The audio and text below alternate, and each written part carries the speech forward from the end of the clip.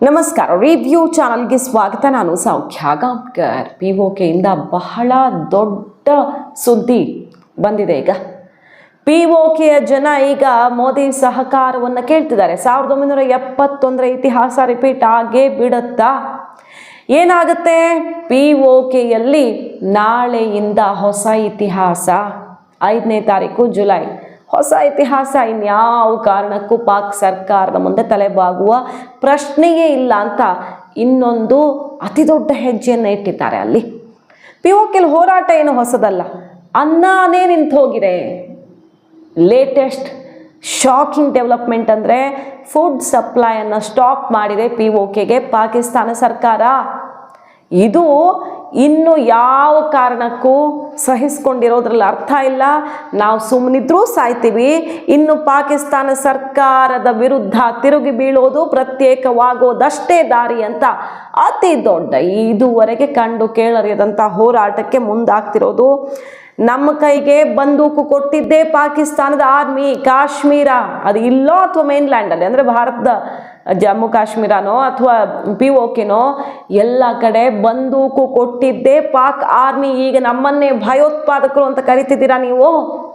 ತಕ್ಕ ಶಾಸ್ತಿಗೆ ಸರಿಯಾದ ಸಮಯ. ಭಾರತೀಯರೇ, ಭಾರತದ ಕಾಶ್ಮೀರಿ ಜನರೇ, ನಮ್ಮ ಕಷ್ಟ ನೋಡಿದ್ದೀರಿ ಅಲ್ವಾ ನೀವು? ನಮ್ಮ ಸಹಾಯಕ್ಕೆ ಬನ್ನಿ ಅಂತ ಭಾರತದ ಸಹಕಾರವನ್ನು ಕೇಳ್ತಿದ್ದಾರೆ.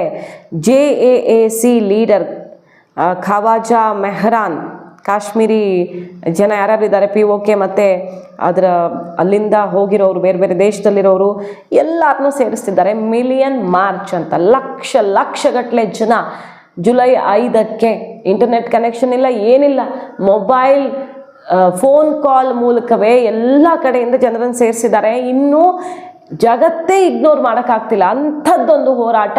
POK ರಸ್ತೆಗಳನ್ನು ಅಪ್ಪಳಿಸ್ಬಿಟ್ಟಿದೆ. ಪಾಕಿಸ್ತಾನ ನಮ್ಮ ರಕ್ತ ಹರಿಸಿದೆ.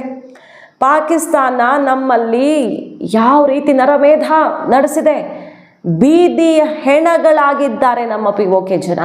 ಮತ್ತು ಎಲ್ಲಕ್ಕಿಂತ ಆಘಾತಕಾರಿ ಅಂದರೆ POK ರೀಜನ್ಗೆ ಊಟ, ಫುಡ್ ಸಪ್ಲೈಯನ್ನು, ಯಾವುದೇ ಬಗೆಯ ದವಸ ಧಾನ್ಯ ಸಪ್ಲೈಯನ್ನೇ ನಿಲ್ಲಿಸ್ಬಿಟ್ಟಿದ್ದಾರೆ. ಅಲ್ಲೇನೂ ಹೋಗದಂತೆ ತಡೆದು ಬಿಟ್ಟಿದ್ದಾರೆ. ಈಗಾಗಲೇ ಇಲ್ಲೇ ಕರೆಂಟ್ ಉತ್ಪಾದನೆ ಮಾಡಿದ್ರು ಇಲ್ಲಿ ಕತ್ಲೆಯಲ್ಲಿ ಕಳೆದಿದ್ದಾಗಿದೆ. ಗೋಧಿ ನಾವು ಬಳಸುವಂಥ ಹಿಟ್ಟು ನಮಗೆ ಸಿಗದೆ ಎಷ್ಟೋ ವರ್ಷಗಳಾಯಿತು. ಸಿಕ್ಕಾಪಟ್ಟೆ ಕಾಸ್ಟ್ಲಿ ಆಗಿದೆ.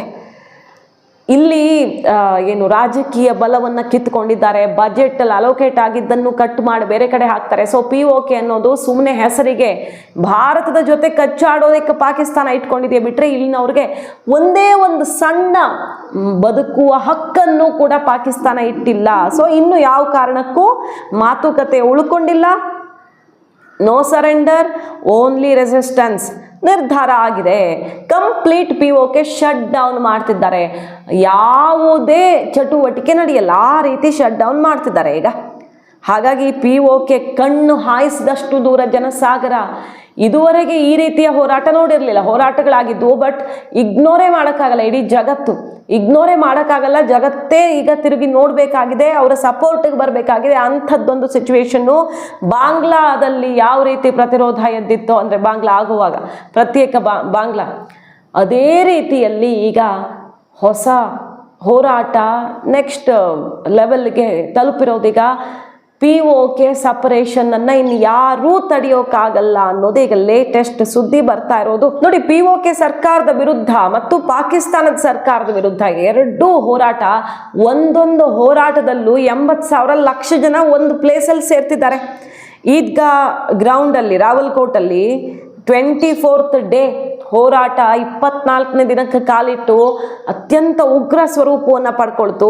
Joint Awami action committee JAAC biggest revelation ಮಾಡಿರೋದು ಪಾಕಿಸ್ತಾನದ ಸ್ಟೇಟ್ ಸ್ಪಾನ್ಸರ್ಡ್ ಟೆರರ್ ಇನ್ಫ್ರಾಸ್ಟ್ರಕ್ಚರ್ ಹೆಂಗೆ ವರ್ಕ್ ಆಗ್ತಿದೆ, ಬಾರ್ಡ್ರಲ್ಲಿ ಯಾವ ರೀತಿ ಗನ್ ಸಪ್ಲೈ ಮಾಡ್ತಿದ್ದಾರೆ, ಪಾಕಿಸ್ತಾನ ಇಡೀ ಜಗತ್ತನ್ನು ಹೆಂಗೆ ಸರ್ವನಾಶ ಮಾಡೋದಕ್ಕೆ ವಹಿಸ್ತಿದೆ ಅನ್ನುವಂಥ ಬಿಗ್ಗೆಸ್ಟ್ ರಿವಿಲೇಷನ್ ಮಾಡಿದ್ದಾರೆ. ಮತ್ತು ಪಾಕಿಸ್ತಾನದ ಮಿಲಿಟ್ರಿ ಒರಿಜಿನಲಿ ಯಾವ ವೆಪನನ್ನು ಸಪ್ಲೈ ಮಾಡಿದೆ ಕಾಶ್ಮೀರಿಗಳಿಗೆ ಅನ್ನೋದನ್ನು ಕೂಡ ಓಪನ್ ಆಗಿ ಅವರು ಹೇಳ್ತಿದ್ದಾರೆ.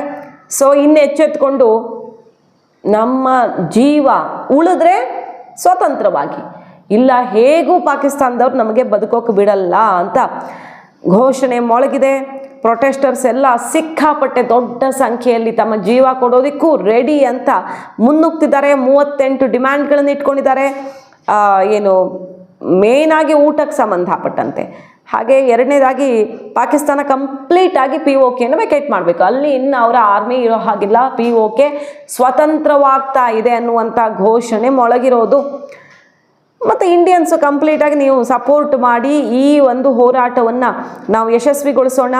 Srinagar, Poonch, Rajouri, Jammu, union territory of Ladakh ಎಲ್ಲರೂ ಕೂಡ 5ನೇ ತಾರೀಕಿನ ಈ ಬೃಹತ್ ಹೋರಾಟಕ್ಕೆ ಸಪೋರ್ಟ್ ಕೊಡಿ ಅಂತ ಭಾರತದ ಸಪೋರ್ಟನ್ನು ಕೇಳ್ತಿದ್ದಾರೆ.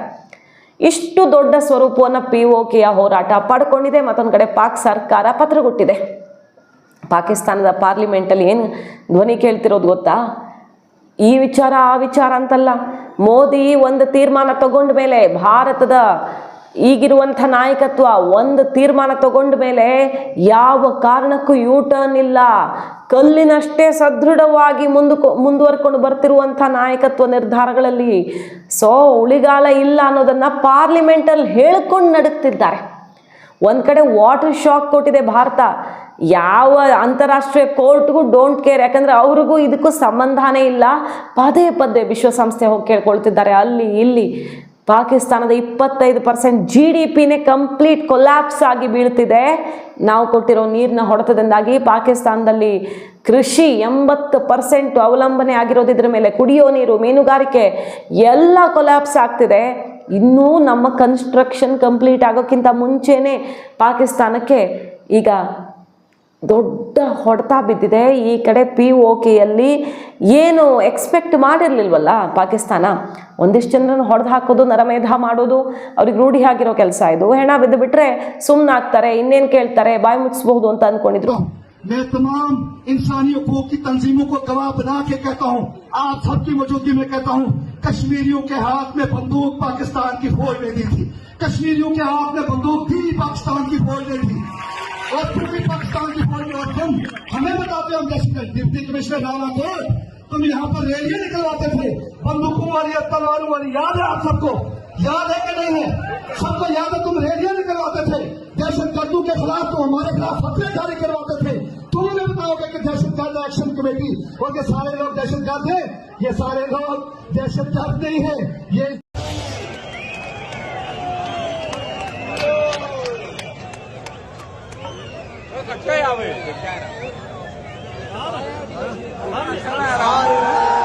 मोदी इस सदी का सबसे बड़ा लीडर, मैं बगैर किसी एक लम्हा सोचे बगैर कहूंगा सबसे बड़ा लीडर, क्योंकि लीडर किरदार के लिहाज से बनते हैं।